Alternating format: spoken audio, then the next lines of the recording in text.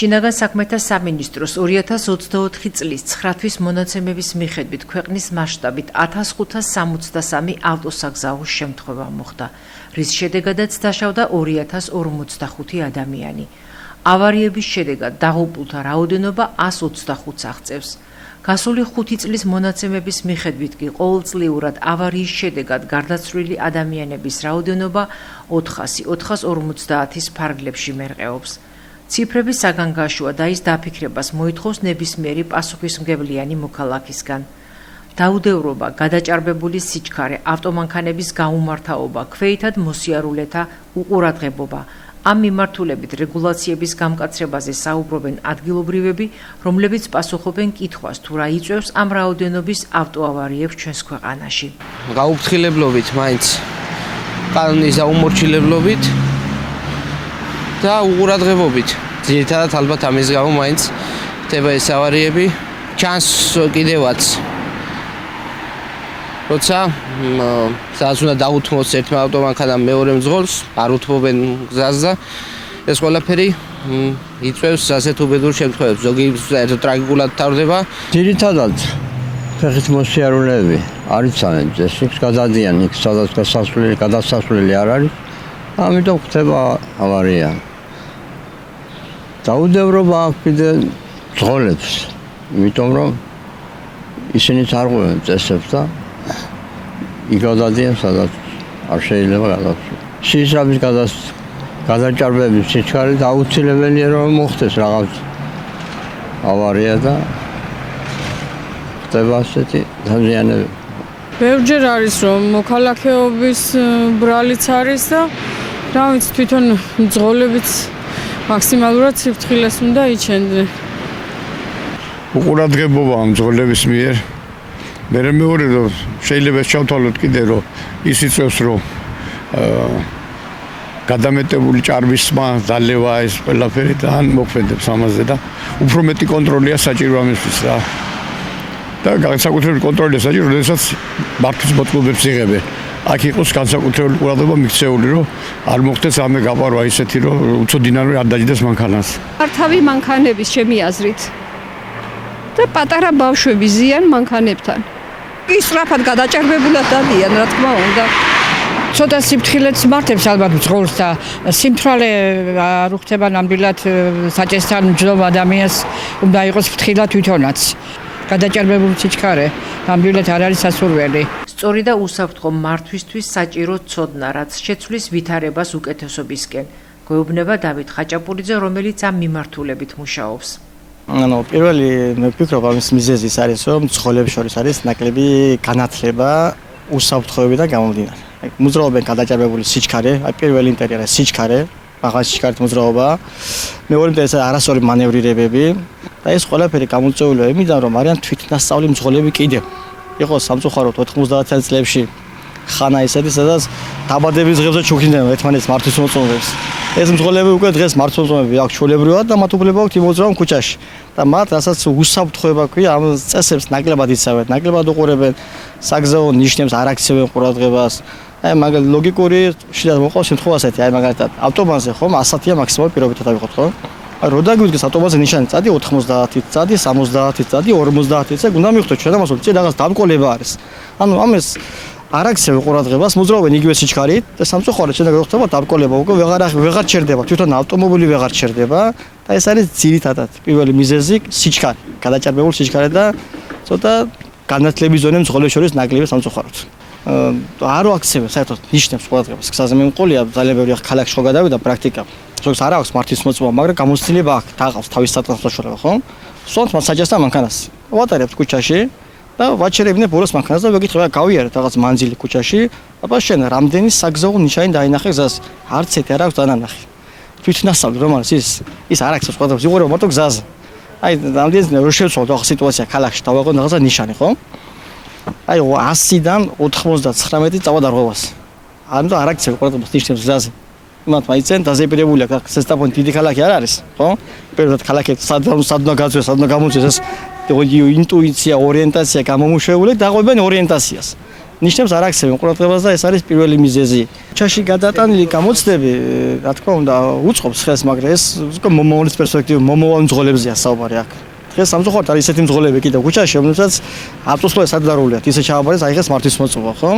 ქუჩაში მათ მასწავლებელთან ერთად, პროფესიონალებთან ერთად არულიათ ქუჩაში. თვითნასწავლები არიან და ამიტომ ალბათ დაჭირდება წლები.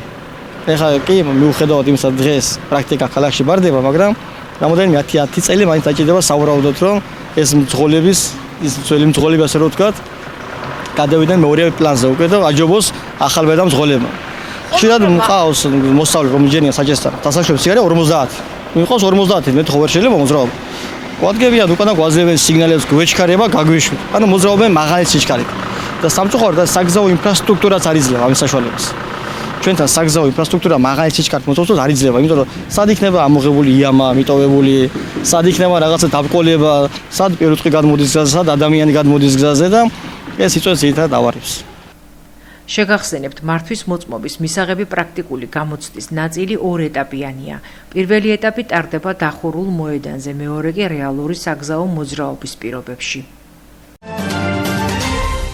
ბათუმის 14 კილომეტრიანი მონაკვეთი ეს არის შემადგენელი ნაწილი დასავლეთ-აღმოსავლეთის იმ პროექტისა, რომელსაც საგზაო დეპარტამენტი ახორციელებს. ეს არის ფაქტიურად ყველაზე დატვირთული, ყველაზე ახლო მონაკვეთი სარფის საზღვართან, საიდანაც ხორციელდება ძირითადი სატრანზიტო მოძრაობა საქართველოში და აღნიშნული მონაკვეთის მშენებლობა ძალიან მნიშვნელოვანია როგორც ქალაქისთვის, ბათუმისთვის, ასევე იმ მაგისტრალური გზისთვის, რომელსაც ჩვენ ვახორციელებთ. პირველ რიგში ბათუმის მონაკვეთის მშენებლობა მისცემს საშუალებას, რომ აუარო დიდ დასახლებულ პუნქტს ბათუმს და მაგისტრალი გზა, რომელიც გადის დღესდღეობით ბათუმის, ასე რომ ვთქვათ, ცენტრალურ ნაწილში, აულის ბათუმს, გაივლის მახინჯაურიდან და შევა ხელვაჩაურის დასახლებაში 14 კილომეტრიანი მონაკვეთია, სადაც ერთდროულად შენდება 20 ხიდი და 5 გვირაბი. ჩვენ ახლა ვიმყოფებით ბათუმის შემოვლით გზაზე. განსაკუთრებული პირობებია გეოლოგიური, რომელიც ასევე ართულებს სამშენებლო სამუშაოებს. მაგალითად, ფერდებზე არ არის მარტივი კედლები გამოყენებული, ანუ მთლიანად რკინაბეტონის ხიმეჯებზე და წინასწარ დაძაბულ ანკერებზე ვართ გადასული. ასევე გვირაბის გაყვანის სამუშაოების დროს იყო ბევრი სირთულე. გზაზე არის 4 კვანძი, რომელიც სრულად ინტეგრირებულია ბათუმთან, რაც ასევე ძალიან დაეხმარება ადგილობრივ მოსახლეობას და თვითონ ქალაქ ბათუმს, რომ განტვირთოს ის მოძრაობა, რაც ახლა ზედმეტად გადატვირთულია ქალაქში. ეს არ არის მხოლოდ ის გზა, რომელიც იქნება ნაკლები კილომეტრაჟით, ეს არის ფუნქციონალურად უფრო, რა თქმა უნდა, უსაფრთხო, თანამედროვე და კომფორტული გზა. ქალაქი ბათუმი, რა თქმა უნდა, მჭიდროდ დასახლებულია. შესაბამისად, ტრანზიტის გავლა ქალაქში არის ერთ-ერთი ყველაზე დამაბიძურებელი უშუალოდ ქალაქისათვის სატრანსპორტო ნაკადების გადართვის შემდეგ უშუალოდ ქალაქში შემცირდება ემისიების რაოდენობა. შესაბამისად, შემცირდება, რა თქმა უნდა, ხმაური. ბათუმის შემოვლითმა შემოუარა ქალაქს, მაგრამ გავდივართ 5 სოფელში. ბათუმის და აჭარის გეოგრაფიული გარემოდან გამომდინარე, ფაქტობრივად შეუძლებელი გახდა გზის იმგვარად გაყვანა, რომ გარკვეულ დასახლებებში არ გაგვევლო და შესაბამისად განსახლების სამოქმედო გეგმა განხორციელდა აზიის განვითარების ბანკის სოციალური უსაფრთხოების პოლიტიკის გათვალისწინებით და შეგვიძლია ვთქვათ, რომ ეს იყო ერთ-ერთი ყველაზე წარმატებით განხორციელებული განსახლების სამოქმედო გეგმა, მიუხედავად იმისა, რომ ყველა პროექტთან შედარებით ყველაზე დიდი ზეგავლენა ამ მიმართულებით ამ პროექტის ფარგლებში გქონდა. მოქალაქეებთან მუდმივი მედიაციის, კომუნიკაციის და დაინტერესებულ მხარეთა ჩართულობის გათვალისწინებით ეს განსახლების სამოქმედო გეგმა განხორციელდა წარმატებით. როდესაც ჩვენ საუბრობთ ბათუმის შემოსავლის საავტომობილო გზაზე, არ შეიძლება არ აღინიშნოს მისი გაგრძელება, რომელიც ასევე ძალიან მნიშვნელოვანი პროექტი არის, ეს არის სარფის მონაკვეთი. ეს არის ასევე საერთაშორისო მნიშვნელობის S70 ავტომაგისტრალის შემადგენელი ნაწილი და აღნიშნული გზის პროექტირებისას და ტექნიკურ-ეკონომიკური დასაბუთებისას მისი მიმართულება შეიჭა ისე, რომ სხვადასხვა ალტერნატივის შედარების შედეგად მაქსიმალურად მოვცილებოდით დასახლებულ საკურორტო ზონებს, როგორც არის გონიო, როგორც არის კვარიათი. პროექტი გრძელდება 7 კილომეტრი და 600 მეტრის სიგრძის გვირაბით და ფაქტობრივად არმისული სარფის საბაჟო გამშვე პუნქტამდე პროექტი უკვე გადის უერთდება არსებულ გზას და აღნიშნული გვირაბით სრულიად ვსილდებით ჩვენ გონიოს და კვარიათს. ასევე უნდა აღინიშნოს, რომ არსებული სატრანსპორტო ნაკადები აღწევს უკვე არსებული გზის გამტარუნარიანობის მაქსიმუმს, რაც შეადგენს დაახლოებით 14000 ავტომობილის დღეღამეში. შესაბამისად, დეპარტამენტის დაკვეთით უკვე დაწყებულია მუშაობა ქობულეთის შემოსავლელი საავტომობილო გზის 4-გზოვანი ავტომაგისტრალის მოდერნიზაციაზე.